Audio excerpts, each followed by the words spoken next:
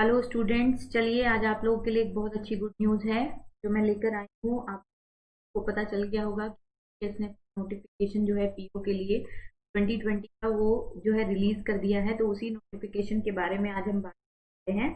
तो चलिए सबसे पहले हम देख लेते हैं क्या क्या प्रॉपर डिटेल्स हैं इसकी। तो आईबीपीएस ने अपना 2020 का नोटिफिकेशन आउट कर दिया है फॉर पीओ। ठीक है, तो आईबीपीएस क्या है? हमारा institute of banking personnel selection. इसकी फुल फॉर्म भी आपको पता होनी चाहिए, कई बार इंटरव्यू में ये भी पूछ लिया जाता है। चलिए पहले देख लेते हैं इंपॉर्टेंट डेट्स क्या है। तो देखिए सबसे पहले ऑनलाइन रजिस्ट्रेशन जो आपका शुरू हो चुका है वो कल से शुरू हो चुका है, यानी कि 6 तारीख से कल यानी कि 5 अगस्त से आपका जो ऑनलाइन रजिस्ट्रेशन है क्या हो गया है, स्टार्ट हो गया है। उसके बाद लास्ट डेट जो है वो आपकी वो कब है? 26 अगस्त 2020 है। ऑनलाइन रजिस्ट्रेशन स्टार्ट हो गया है 5 तारीख से। और लास्ट डेट टू अप्लाई यानी कब तक आप अप्लाई कर सकते हैं? 26/8/2020 तक, यानी 26 अगस्त तक आप अप्लाई कर सकते हैं। फी की भी लास्ट पेमेंट डेट यही है। प्री एग्जाम ट्रेनिंग जो है जो स्टार्ट होती है SC/ST के लिए वो स्टार्ट हो जाएगी सितंबर 2020 से। और प्री एग्जाम डेट जो है वो कब दी गई है? 3 से लेकर 11 अक्टूबर के बीच में। 3 अक्टूबर से लेकर 11 अक्टूबर 2020 तक आप प्रीलिम्स की डेट है। और मेंस की एग्जाम डेट है आपकी 28/11/2020, यानी कि 28 नवंबर 2020। ये आपका मेंस एग्जाम का डेट जो है वो आईबीपीएस ने दिया है। डिक्लेरेशन ऑफ रिजल्ट कब होगा मेंस का? तो ये दिसंबर 2020 में हो जाएगा। तो यहाँ से हमें पता क्या चला कि 5 तारीख से रजिस्ट्रेशन आपका स्टार्ट हो चुका है। लास्ट डेट आपकी कब है? 26 अगस्त तक है। तो ध्यान से आप इसको फॉर्म को फिल कर लीजिए। नेक्स्ट है हमारे पास वैकेंसी कितनी है टोटल। तो देखिए टोटल वैकेंसी है हमारे पास 1167 पोस्ट है। ये जनरल के लिए 587 है, ओबीसी के लिए 233 है, ईडब्ल्यूएस के लिए 118 है, एससी के लिए 159 है और एसटी के लिए कितनी है आपकी? 71 वैकेंसी। फिर एज लिमिट हमारे पास कितनी है? तो यहाँ पर बहुत बच्चों को कंफ्यूजन रहता है। तो पीओ के लिए एज लिमिट है आपकी 20 ईयर्स से लेकर 30 ईयर्स तक। और ये कब से है आपकी? एज ऑन 1 2020 तक ये होना चाहिए। ठीक है, एलिजिबिलिटी क्या है हमारे पास? Bachelor's degree in any stream, यानी कि आपका अल्टीमेटली क्या कंप्लीट होना चाहिए? आपका ग्रेजुएशन कंप्लीट होना चाहिए।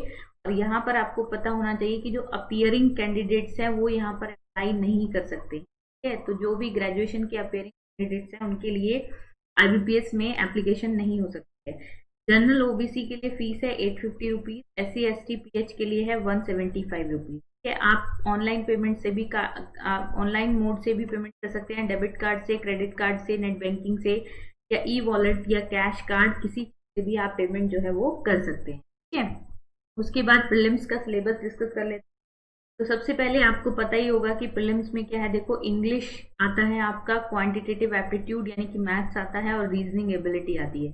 तो इंग्लिश के 30 क्वेश्चंस होंगे, क्वांटिटेटिव एप्टीट्यूड के 35 क्वेश्चंस होंगे और रीजनिंग के भी 35 क्वेश्चंस होंगे। ठीक है, इंग्लिश के जो 30 क्वेश्चंस हैं वो 30 मार्क्स के हैं, क्वांटिटेटिव एप्टीट्यूड के 35 क्वेश्चन 35 मार्क्स के हैं और रीजनिंग के 35 क्वेश्चन 35 मार्क्स के, यानी कि 100 क्वेश्चन हैं आपके पास और 100 ही आपके क्या है? मार्क्स है। ठीक है, मीडियम ऑफ एग्जाम जो है वो दोनों होगा, इंग्लिश भी होगा हिंदी भी होगा। और हर एक सेक्शन के लिए आपके पास कितने मिनट्स दिए गए? 20 मिनट्स, यानी कि 60 मिनट्स का आपके पास क्या होगा? टोटल टाइम होगा प्रीलिम्स के लिए। ठीक है, उसके बाद मेंस की अगर हम बात करें, देखिए तो मेंस में सबसे पहले रीजनिंग और कंप्यूटर एप्टीट्यूड है। यहाँ 45 क्वेश्चन हैं आपके, लेकिन मार्क्स यहाँ पर कितने हैं आपके? 60। तो इसका मतलब आपकी रीजनिंग और आपका कंप्यूटर बहुत अच्छा होना चाहिए। उसके बाद यहाँ पर देखो जनरल इकोनॉमी बैंकिंग अवेयरनेस। ठीक है, ये 40 क्वेश्चन है आपके और मेंस में मार्क्स कितने हैं इसके? 40 मार्क्स हैं।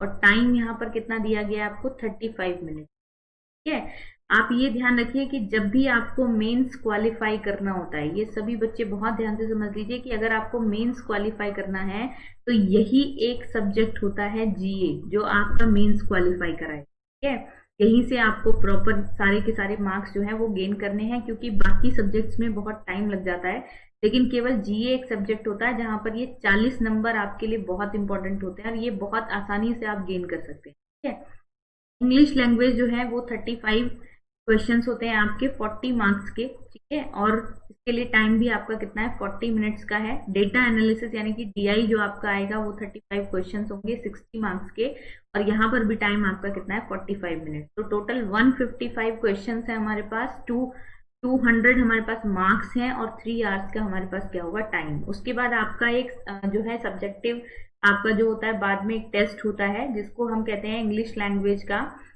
लेटर राइटिंग और ऐसे के लिए एक आपका पेपर होता है जिस पर आपको कंप्यूटर यानी कि डेस्कटॉप पर ही क्या करनी पड़ेगी, टाइपिंग करके इसको वहां पर लिखना पड़ेगा।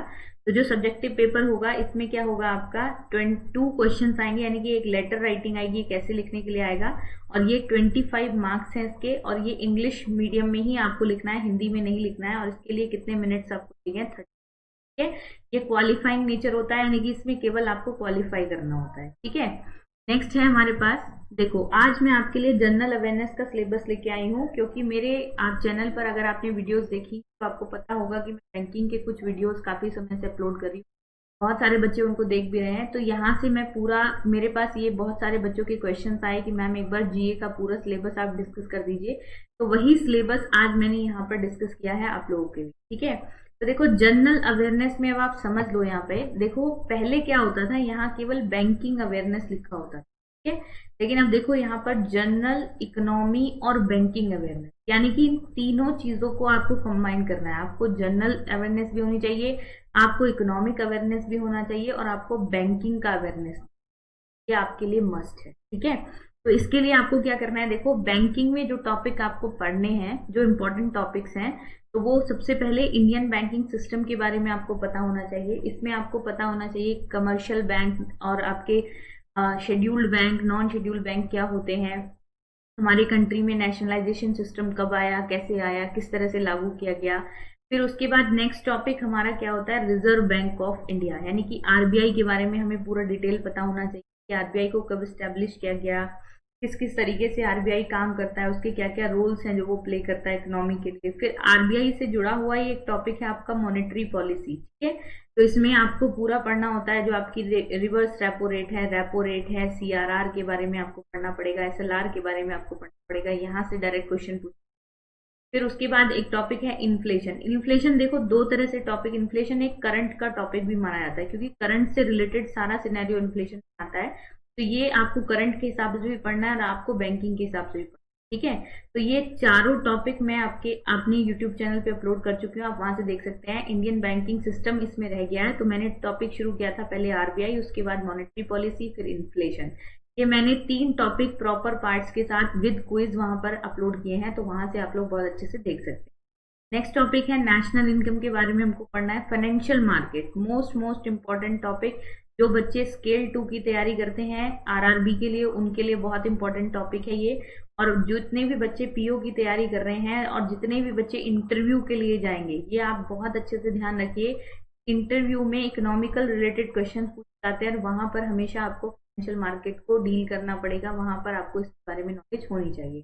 तो फाइनेंशियल मार्केट के 2 पार्ट हैं, कैपिटल मार्केट, एक क्या है हमारा मनी मार्केट। ठीक है, उसके बाद नेक्स्ट टॉपिक है हमारा बजट। ठीक है, बजट के बाद नेक्स्ट टॉपिक हमारा, बजट के बारे में आपको सारा जो है स्टैटिक पार्ट भी पता होना चाहिए, यानी कि बजट के बारे में जो हिस्ट्री है, कैसे बना, कब से बना, किसने स्टार्ट किया सबसे पहले, क्या क्या उसमें होती हैं, कैपिटल रिसीट्स क्या होती हैं, आपकी रेवेन्यू रिसीट्स क्या होती हैं। ठीक है, किस किस तरीके से हम उसको सेग्रीगेट करते हैं। फिर इसमें बहुत सारे डेफिसिट्स आते हैं, जो आप अगर न्यूज़पेपर पढ़ते हैं तो आपको पता होगा। तो डेफिसिट्स में जैसे रेवेन्यू डेफिसिट के बारे में आपको पता होना चाहिए, फिजिकल डेफिसिट आपको पता होना चाहिए, फिर यहाँ पर प्राइमरी डेफिसिट आपको पता होना चाहिए। ठीक है, तो ये सारी चीजें हम पढ़ेंगे आगे, वीडियोज आएंगे तो आप लोग देखते रहिएगा। चैनल को सब्सक्राइब कर लीजिए ताकि आपको पूरे लेटेस्ट नोटिफिकेशन जो है वीडियो के वो मिलते रहे। तो उसके लिए फिर नेक्स्ट टॉपिक है निगोशिएबल इंस्ट्रूमेंट एक्ट। तो इसमें आपको पढ़ना होता है किसके बारे में, प्रॉमिसरी नोट के बारे में, बिल ऑफ एक्सचेंज के बारे में। ठीक है, और फिर यहाँ से आता है हमारा चेक के बारे में। ये सारी चीजें हमें इसमें पढ़नी होती है, बहुत इंपॉर्टेंट है। बैंकिंग टर्मिनोलॉजी में आपकी बहुत सारी टर्मिनोलॉजी आ जाती है, जैसे आपने सुना होगा स्विफ्ट के बारे में, आपने सुना होगा, फिर आपने भीम के बारे में सुना होगा, जो भीम ऐप है, यूपीआई ट्रांजेक्शन है, आईएमपीएस है। ठीक है, फिर इसी के साथ सीबीएस है हमारा, core banking solution, CTS system है हमारा। फिर उसके बाद इनसे रिलेटेड जो आपके एसएचजी आते हैं, सेल्फ हेल्प ग्रुप्स आते हैं, तो ये सारी चीजें जो बैंकिंग से रिलेटेड होती हैं, इन सब के बारे में एनईएफटी भी इसी में आपका आ जाएगा, और आरटीजीएस भी आपका इसी में। ये सारा पार्ट आपको। उसके बाद बैंकिंग ऑम्बड्समैन स्कीम, ये एक पर्टिकुलर स्कीम है जो आपकी 2005 के अकॉर्डिंग जो है अभी चलती है। ये क्या होता है, ये एक आरबीआई का जनरल मैनेजर या चीफ जनरल मैनेजर होता है, और ये बेसिकली इसका काम क्या होता है, तो ये ग्रेवियंस सेल है एक तरह से, यानी कि जब भी कस्टमर प्रॉब्लम्स जो है वो सॉल्व नहीं होती अगर किसी पर्टिकुलर बैंक से, तो वो कहाँ जाएगा, तो वो बैंकिंग ओम्बड्समैन के पास। आगे के लेक्चर्स में हम इसको भी डिस्कस करेंगे। फिर नॉन परफॉर्मिंग एसेट्स के बारे में हम बात करते हैं, बेसल नॉर्म्स के बारे में हम बात करते हैं, फिर गवर्नमेंट से रिलेटेड जितनी स्कीम्स हैं वो सब भी आपको यहाँ पढ़नी है। और इसी तरह से एब्रीवेशंस आ जाती हैं जो रिलेटेड टू बैंकिंग है, जैसे आपसे एसएलआर की फुल, जैसे एएलएम की फुल फॉर्म पूछ लेगा, आपसे पीएमएलए की फुल फॉर्म पूछ लेगा, कई बार एग्जाम में आई हुई है, आपसे फेमा की फुल फॉर्म पूछ लेगा। तो ये सब बैंकिंग से रिलेटेड टर्म्स होती हैं जो आपको पता होनी चाहिए। इसी में एक टॉपिक आप और ध्यान रखिए, ये इसमें आ जाएगा आपका फॉरेन एक्सचेंज। ठीक है, तो फॉरेन एक्सचेंज के बारे में भी हमको सारा पढ़ना है। इसमें हम सब पढ़ेंगे करंट अकाउंट के बारे में, कैपिटल अकाउंट के बारे में, ठीक है, और आपके जो रिजर्व्स होते हैं उसके बारे में, करेंसी का डीवैल्यूएशन, डेप्रिसिएशन, इस सब के बारे में पढ़ेंगे। तो अब जो है नेक्स्ट टॉपिक आपके पास यही, नेक्स्ट वीडियो जो है कुछ दिनों में आ जाएगी, अपलोड हो जाएगी कल या परसों में, तो वो आप वहां, ठीक है। तो ये पूरा आपका टॉपिक हो गया किसका, बैंकिंग का। इतना आपको बैंकिंग में पढ़ना होता है। इनके अंदर भी छोटे छोटे सब टॉपिक्स आते हैं, तो वो जब हम डिटेल में डिस्कस करेंगे तो वहां से आप लोग बहुत अच्छे से समझ पाएंगे। ठीक है, चलिए अब हम बात करते हैं करंट अफेयर्स की। तो करंट अफेयर्स में कौन सी न्यूज आती है, इंटरनेशनल न्यूज आती है आपकी, नेशनल न्यूज आती है, इकोनॉमिक न्यूज, स्पोर्ट्स न्यूज। ठीक है, ये दो पार्ट जो है ये बहुत इंपॉर्टेंट है आपके, इकोनॉमिक न्यूज और स्पोर्ट्स न्यूज, यहाँ से बहुत क्वेश्चन पूछा जाता है। ठीक है, फिर ऑबिचुरी, ऑबिचुरी होता है डेथ, यानी कि किसी भी फेमस पर्सनालिटी की डेथ हो जाए तो उनका नाम पूछा जा सकता है, उनके नेम से क्वेश्चन बन सकता है, या फिर यहाँ पर क्वेश्चन बनेगा उनके स्टेट से, ठीक है, या क्वेश्चन बनेगा उनके प्रोफेशन से। ठीक है, जैसे आपसे पूछ लेगा कि ये पर्टिकुलर फेमस पर्सनालिटी इनका अभी निधन हुआ तो ये कौन से राज्य से बिलोंग करते थे, या इनका प्रोफेशन क्या था, ये पॉलिटिकल से रिलेट करते थे या ये किसी फिल्म जगत से रिलेट करते थे। तो इस तरह से क्वेश्चन बनता है ऑबिचुरी से। साइंस एंड टेक्नोलॉजी से रिलेटेड न्यूज, कोई भी मिसाइल आपकी आई है, जैसे अभी आपको पता होगा राफेल के बारे में। ठीक है, राफेल अभी जो है डिलीवर हुआ है इंडिया में, 5 राफेल हमारे आए हैं, तो इससे रिलेटेड न्यूज आ जाएगी आपकी कोई भी, या नासा से रिलेटेड आपकी। ठीक है, जो भी आपकी पर्टिकुलर न्यूज आती है, जैसे नासा से रिलेटेड या साइंटिफिक चीजों से रिलेटेड, कोई भी मिसाइल आपकी आई है, ठीक है, कोई भी इस तरह की आपकी रिसर्च हुई है, ठीक है, इससे रिलेटेड जितनी भी न्यूज आती है ये सब साइंस एंड टेक्नोलॉजी न्यूज होती है। ठीक है, फिर अवार्ड्स एंड ऑनर्स में जितने भी आपके अवार्ड्स होंगे वो अवार्ड्स किसी भी चीज से रिलेटेड हो सकते हैं। वो आप ऑस्कर अवार्ड की बात भी कर सकते हैं, ठीक है, तो वो आप आईफा अवार्ड्स की बात भी कर सकते हैं, वो आप गैलेंट्री अवार्ड्स की बात भी कर सकते हैं। ठीक है, या वो कोई अलग से सम्मान भी हो सकता है, जैसे आप बात करें यहाँ पर जो अलग अलग से अवार्ड्स दिए जाते हैं, किसी को प्रेसिडेंट अवार्ड दिया जाता है, प्रेसिडेंट मेडल दिया जाता है, तो इस तरह का कोई भी अवार्ड जो किसी भी व्यक्ति को दिया गया है वो सब यहाँ पर हमको इंक्लूड करना है। अपॉइंटमेंट्स और रेजिग्नेशन में किसका कहाँ नया अपॉइंटमेंट हुआ है, ये किसी कंट्री का पीएम भी हो सकता है, किसी कंट्री का प्रेसिडेंट भी हो सकता है, ठीक है, किसने कहाँ से रिजाइन किया है, किसी बैंक का एमडी सीईओ भी हो सकता है यहाँ पर। ठीक है, ठीक है, तो ये सारी न्यूज यहाँ पर करंट अफेयर्स में पूछी जाती है। उसके अलावा स्टैटिक करंट अफेयर भी कुछ आता है, जैसे कुछ इंपॉर्टेंट डेज के बारे में आपसे पूछा जाता है, उनकी थीम्स। आजकल जो क्वेश्चन बनता है वो किससे बनता है, थीम से बनता है। फिर बुक्स एंड ऑथर, कोई भी नई बुक जो रिलीज हुई है उसके बारे में पूछा, उसके ऑथर के बारे में। आपसे नेशनल पार्क और वाइल्ड लाइफ सेंचुरी के बारे में भी पूछा जाता है, तो ये स्टेट वाइज हम कवर करेंगे एक एक स्टेट का लेके, तो इसके लिए आप टेंशन। फिर स्टेट डांसेस भी पूछ ले जाते हैं आपसे, स्टेट कैपिटल और उनके सीएम या गवर्नर के नाम भी आपसे पूछ ले जाते हैं, कैबिनेट मिनिस्टर्स से क्वेश्चन आता है या उनकी कॉन्स्टिट्यूएंसी से क्वेश्चन आता है। कंट्री की कैपिटल करेंसी, यहाँ से आपका 110% 1 क्वेश्चन यहाँ से बनेगा, 1 क्वेश्चन, यानी कि ये 2 नंबर आपके पास, ये बहुत अच्छे से आपको करना है, क्लियर है। उसके बाद हमारे पास देखो इसी में ये सारी चीजें जो है ये स्टैटिक का पार्ट हो गया आपका, और ये वाला जो पार्ट हो गया आपका करंट अफेयर्स। ठीक है, तो ये सब चीजें बहुत नॉर्मली अगर बैंकिंग की आप तैयारी कर रहे हो तो आपको मिनिमम 4 to 5 मंथ्स का करंट अफेयर्स जो है वो पढ़ना होता है। ठीक है, और अगर आप एसएससी की प्रिपरेशन कर रहे हो तो उसके लिए कम से कम आपको 1 साल का करंट अफेयर पढ़ना पड़ेगा। लेकिन अभी जो रिसेंट एग्जाम्स हुए हैं, यानी सीएचएसएल और एसएससी के जितने भी रिसेंट एग्जाम्स हुए, तो उन सब में भी रिसेंट करंट अफेयर्स ही पूछा गया है, ज्यादा पुराना करंट अफेयर्स आपका नहीं पूछा। ठीक है, तो आप हम इससे अंदाजा लगा सकते हैं कि अगर आप बैंकिंग की तैयारी करें तो आप 4 to 5 मंथ्स का करंट अफेयर्स करें, अगर आप एसएससी की तैयारी करें तो आप 6 मंथ्स का करंट अफेयर्स तो आपको करना मैंडेटरी है, इतना तो आपको करना ही, ठीक है।